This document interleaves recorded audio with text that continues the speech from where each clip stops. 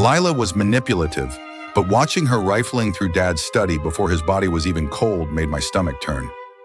"Looking for something?" I asked from the doorway, making her jump. She whirled around, clutching a stack of papers to her chest. "Sophie," she said, composing herself, "I'm just organizing Dad's paperwork. Someone has to handle these things." My name is Sophie Lynn, and at 32, I found myself trapped in a battle I never wanted to fight. Lila, my older sister by 3 years, had always been the perfect daughter in our father's eyes. A successful real estate agent, married to a wealthy investor, mother of 2 picture-perfect children. I was the disappointment who chose to become a nurse, working long hours at the local hospital and living in a modest apartment. But Dad and I had grown closer in his final years, especially after Mom passed. While Lila was too busy for weekly visits, I made time to have dinner with him, help with his medications, and just talk. He confided things in me that Lila knew nothing about. "The will reading is tomorrow," I reminded her. "Whatever you're looking for can wait." She smiled tightly. "Of course. I'm just trying to be proactive." As she brushed past me, I caught a glimpse of triumph in her eyes that made my blood run cold. The next morning at the lawyer's office, Lila could barely contain her smugness. Mr. Thompson, Dad's attorney, began reading the will, dated 6 months ago. "I, Henry Lynn, being of sound mind, hereby leave my entire estate, including my home and all assets, to my daughter, Lila Lynn Carter." "What?" I interrupted, my heart pounding. "That can't be right." Lila's smile widened. "Oh, Sophie, don't make a scene. We all know Dad trusted me to handle the estate properly. But something wasn't adding up. Just 2 months ago, Dad had told me he'd updated his will. He'd been concerned about Lila's spending habits and her husband's risky investments. He wanted to ensure both his daughters were provided for equally. "Mr. Thompson," I said carefully, "was there a more recent will? Dad mentioned updating it recently." The lawyer shuffled through his papers, frowning. "I don't have anything more recent on file." Lila stood, gathering her designer purse. "Well, that settles it, Sophie. I'll need you to move your things out of Dad's house by the end of the week. I'm planning to sell it." I'd been staying at Dad's place to care for him during his final months. The thought of being kicked out of my childhood home while still grieving made my chest ache. "You can't just throw me out," I protested. "I've been living there, caring for Dad as a caretaker." "Yes," Lila cut in, "but now that service is no longer needed. The house is mine, and I need it empty for staging." I watched her stride out, already on her phone, making calls about listing the property. Mr. Thompson gave me a sympathetic look but said nothing. He was right to stay quiet. He didn't know what I knew. That evening I sat in Dad's study, remembering our last real conversation, just weeks before his death. He'd been unusually serious, insisting I pay attention. "Sophie," he'd said, "I need you to know something. In my safety deposit box at First National, there's a letter for you. Box 247. The key is taped under my desk drawer. Promise me you'll get it if anything happens." I reached under the drawer now, my fingers finding the small key exactly where he said it would be. Dad had known Lila would try something like this. He'd prepared for it. The next morning I drove to First National Bank, my hands shaking slightly as I followed the clerk to the safety deposit room. When I opened box 247, I found exactly what I expected. A sealed envelope with my name on it, and underneath a document that made my heart leap. Dad's real will, dated just 6 weeks ago. Inside the envelope was a letter in Dad's familiar handwriting. "My dear Sophie, if you're reading this, then my fears about your sister have proven true. Lila has always been skilled at getting what she wants, but this time, she's gone too far. The will she found, the one leaving everything to her, was a decoy. I knew she'd go looking for it. The real will is enclosed here. In it, you'll find that I've left the house to you, along with half of my other assets. You've proven yourself to be responsible and caring, while Lila has shown me that money only feeds her worst impulses.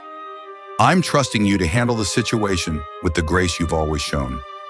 Lila won't take this well, but it's time she learned that manipulation and greed have consequences. Take care of yourself, sweetheart. Love, Dad." I clutched the letter to my chest, tears streaming down my face. Even from beyond the grave, Dad was looking out for me, making sure justice would prevail. But I knew the real battle was just beginning. Lila wouldn't give up easily, and she'd already started making moves to take control. I carefully photographed every document, made copies, and called Mr. Thompson's office to schedule an urgent meeting.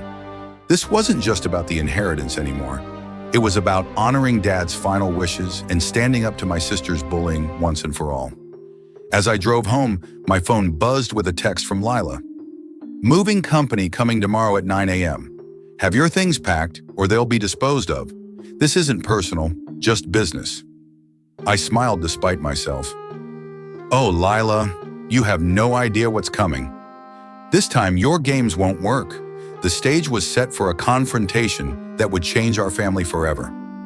All I had to do was wait for the right moment to reveal the truth. The next morning, I woke to the sound of moving trucks pulling up outside. Right on schedule, Lila was making good on her threat. I took my time getting dressed, knowing exactly how this would play out. "Sophie!" Lila's voice echoed through the house. "The movers are here. Why aren't your things packed?" I descended the stairs to find her standing in the foyer, impeccably dressed in a power suit, tapping her designer heels impatiently. "Good morning to you too," I said calmly, pouring myself a cup of coffee from the kitchen. The movers hovered awkwardly by the door, waiting for instructions. "This isn't a game," Lila snapped. "I have buyers coming to view the property this afternoon. Your stuff needs to be gone." I took a slow sip of coffee. "Actually, I have something you need to see first." I pulled out the envelope from my bag. "More stalling tactics? Really, Sophie, this is beneath you. I have the will right here." She waved the document she'd found in Dad's study. "The house is mine. Everything is mine." "You mean this will?" I asked, pointing to her paper. "Dated 6 months ago?" "That's interesting because I have another one here. Would you like to see when it's dated?" The color drained from Lila's face as I pulled out Dad's real will.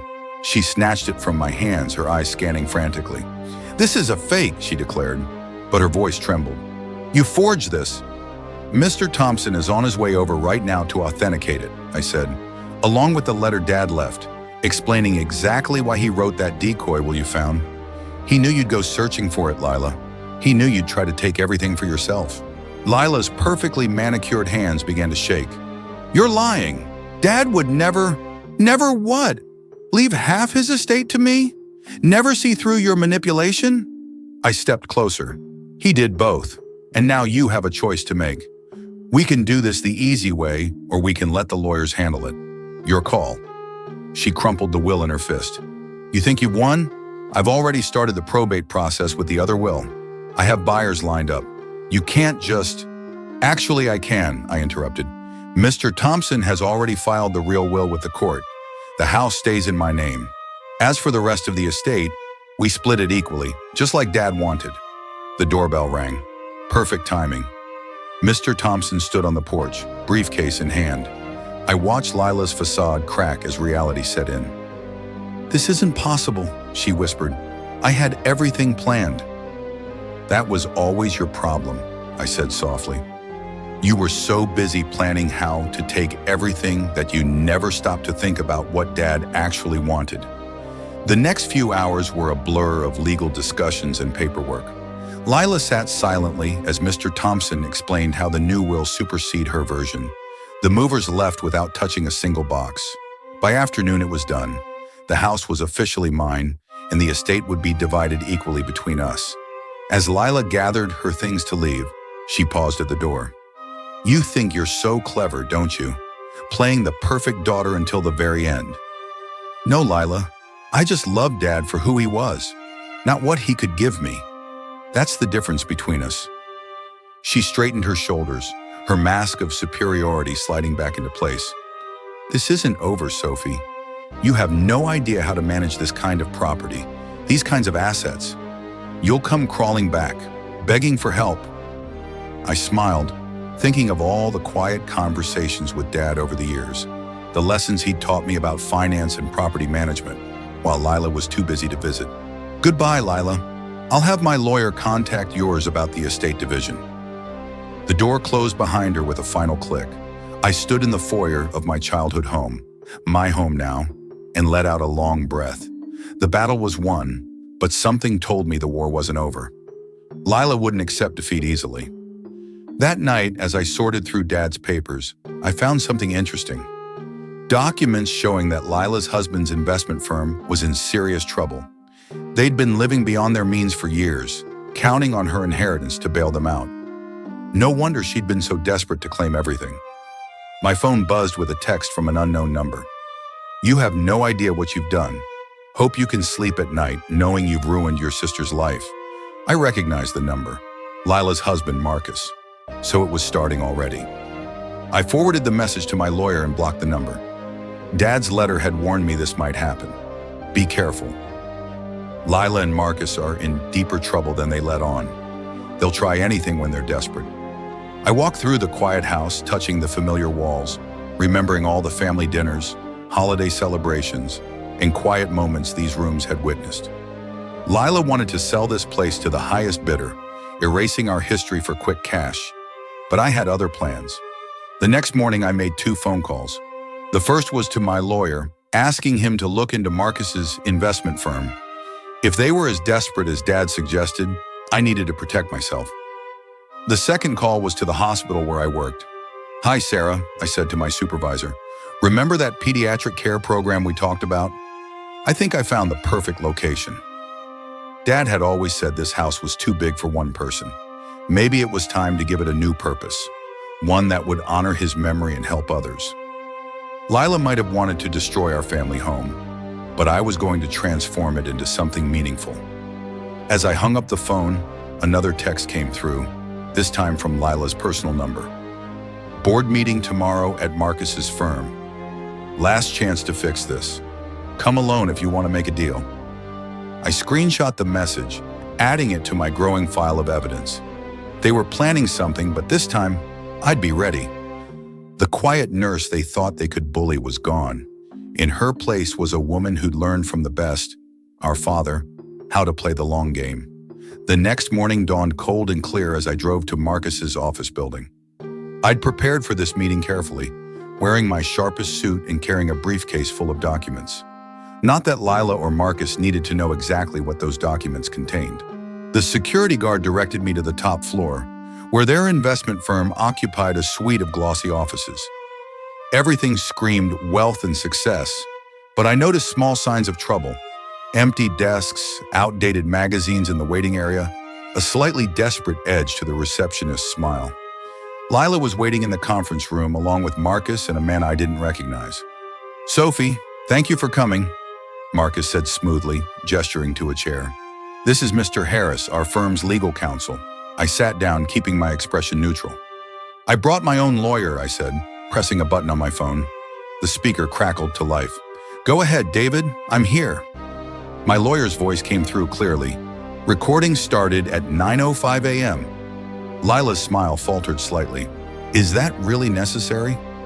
Given the text messages I've received, yes. I placed my phone on the table. "Now, what's this deal you wanted to discuss?" Marcus cleared his throat, sliding a document across the table. "We're prepared to offer you fair market value for the house, plus an additional 10% premium. You can walk away with a clean break and a very comfortable sum." I glanced at the figures without touching the paper. "And why would I sell to you when I have other plans for the property?" "Because," Lila cut in, her voice sharp, "if you don't, we'll contest the will. We'll drag this out in court for years. Every penny you inherit will go to legal fees." "On what grounds?" I asked calmly. "The will is properly dated, witnessed, and notarized. Dad was of sound mind when he wrote it." "We have evidence suggesting undue influence," Mr. Harris spoke up. "Your position as his caregiver, the timing of the changes." I opened my briefcase and pulled out a thick folder. "You mean these changes?" I started laying out documents one by one. Dad's detailed records of every conversation with Lila about money. Bank statements showing transfers from his accounts to your investment firm. Emails where you pressured him for loans he refused to give. The color drained from Marcus's face. "Where did you get those?" "Dad kept everything," I said, "including documentation of your firm's irregular trading practices." He was very thorough. Lila lunged for the papers, but I was faster, sliding them back into my briefcase. "Copies are already with my lawyer, the SEC, and in a secure location." Did you really think Dad didn't know what you were doing with his investments? You're bluffing, Marcus said, but sweat had begun to bead on his forehead. I stood up slowly. I'm not the naive little nurse you can bully anymore. Dad taught me more than you know, and he left me everything I need to protect his legacy. I turned to Lila, including proof that you knew about Marcus's illegal trading and helped cover it up. She went pale. Sophie, wait. The house isn't for sale, I said firmly. I'm turning it into a pediatric care center, something that will actually help people instead of funding your schemes. You can either accept that and move on, or I can make sure every investor in your firm knows exactly what's been happening to their money. You'd destroy your own sister? Lila whispered. You tried to steal my inheritance, kick me out of my home, and threaten me with legal action, I replied. I'm just showing you the same courtesy you showed me. Mr. Harris was already gathering his papers, avoiding eye contact. He knew a losing battle when he saw one. Think carefully about your next move, I said, walking to the door. Those documents aren't the only insurance policy Dad left me. The drive home was quiet. I felt no satisfaction, only a deep sadness for what our family had become. But as I pulled into the driveway of our family home, I saw the contractor's truck already parked outside. The plans for the pediatric care center were moving forward. 2 weeks later, Marcus's firm was under investigation. Lila never contested the will. The last I heard, they'd sold their mansion and moved to a smaller house in the suburbs. The pediatric care center opened 6 months later. We named it after Dad, the Henry Lynn Children's Wellness Center. The first time I saw sick kids playing in the garden where I grew up, I knew I'd made the right choice. Sometimes at night, I sit in Dad's old study, now my office, and read his letter again. Money only feeds her worst impulses. He'd written about Lila. He was right, but he'd also taught me that wealth, properly used, could create something meaningful. I keep his photo on my desk, next to the center's mission statement. He would have loved seeing a house full of life again, full of purpose. Lila never understood that his true legacy wasn't about money, it was about making a difference. Last week, I received a letter from Lila. I haven't opened it yet. Maybe someday we'll find a way to heal our relationship, but for now, I'm focused on healing others. That's what Dad would have wanted.